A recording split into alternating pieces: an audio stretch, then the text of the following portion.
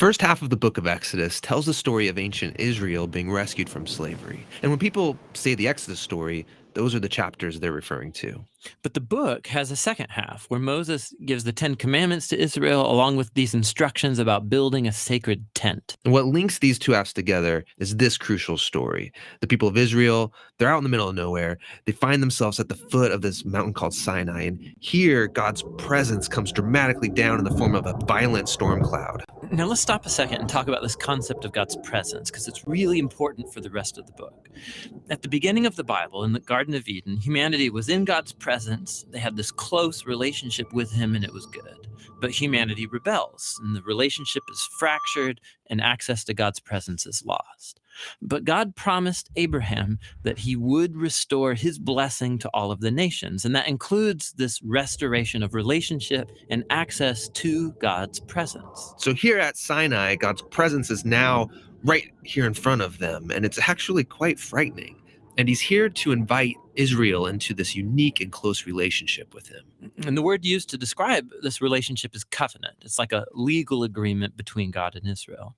And it's unique because up till now, God hasn't asked Israel to do anything in return, just to trust him. But here on this mountain, God is going to ask Israel to do something. A lot of things, actually. He gives them a whole set of laws. It includes the 10 Commandments.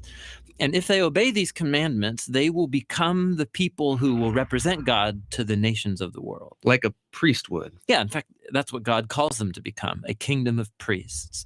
And this is all connected back to the promise to Abraham that his family would become a blessing to the nations.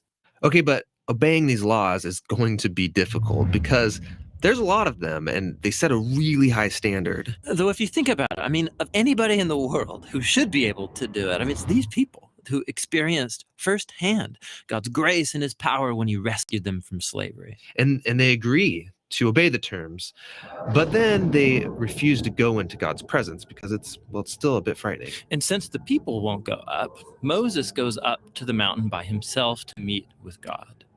But God still wants to be with all of his people. And so he says, okay, if the people won't come up here to me, I'll come down off this mountain to be with you all. And that's why he orders Moses to build this elaborate tent as a place where God's presence can be among his people. And that's why the next thing we get is 7 chapters of extremely detailed architectural blueprints for this tent. It's really, really, really long. But every detail is important and has some kind of symbolic value. For example, there's all this Garden of Eden imagery inside the tent.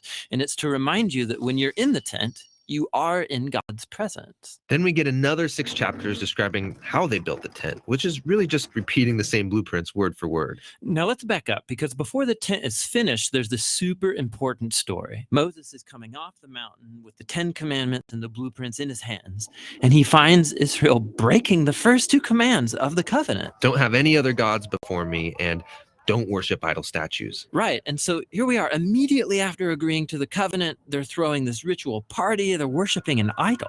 And so God says to Moses, you know what, this is not going to work. I should just wipe these people out and start over with you. But Moses reminds God of his promise to Abraham and pleads with God to spare them, which is a really weird conversation. Why would God need to be reminded of something? Yeah, it does seem odd, but this dialogue is inviting us into God's experience of grief and pain due to Israel's actions.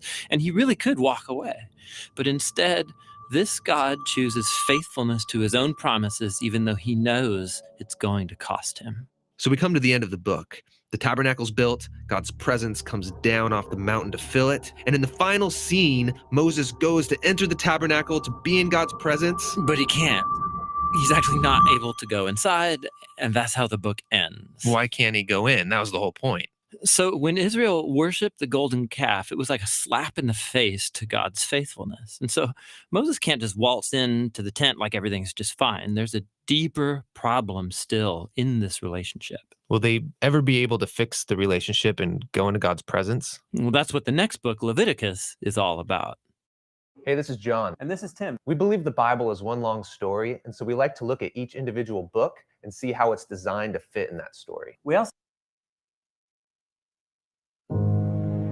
The Bible contains the mind of God, the state of man, the way of salvation, the doom of sinners. and the happiness of believers.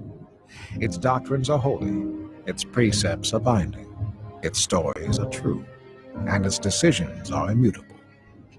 Read it to be wise, believe it to be safe, and practice it to be holy. It contains light to direct you, food to support you, and comfort to cheer you.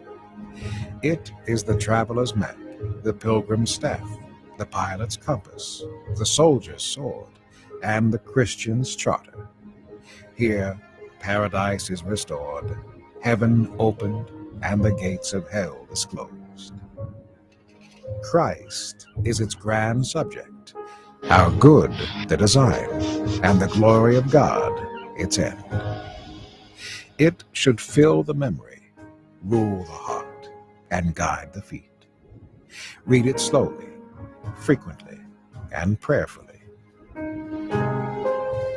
It is a mine of wealth, health to the soul, and a river of pleasure. It involves the highest responsibility, will reward the greatest labor, and will condemn all who trifle with its sacred contents. Pray it in, read it through, live it out, and pass it on.